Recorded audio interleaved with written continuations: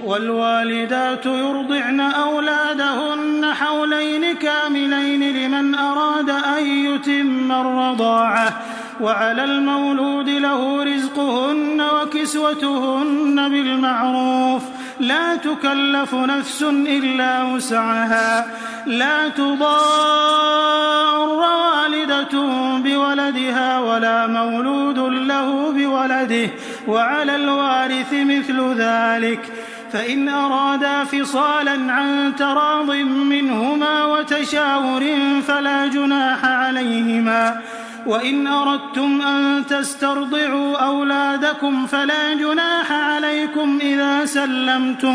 إذا سلمتم ما آتيتم بالمعروف واتقوا الله واعلموا أن الله بما تعملون بصير والذين يتوفون منكم ويذرون أزواجا يتربصن بأنفسهن 4 أشهر وعشرا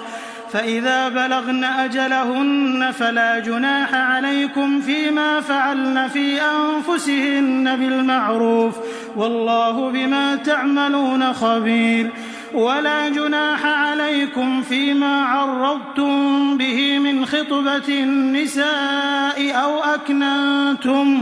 أو أكننتم في أنفسكم علم الله أنكم ستذكرونهن ولكن لا تواعدوهن سرا إلا أن تقولوا قولا معروفا ولا تعزموا عقدة النكاح حتى يبلغ الكتاب أجله واعلموا أن الله يعلم ما في أنفسكم فاحذروه واعلموا أن الله غفور حليم.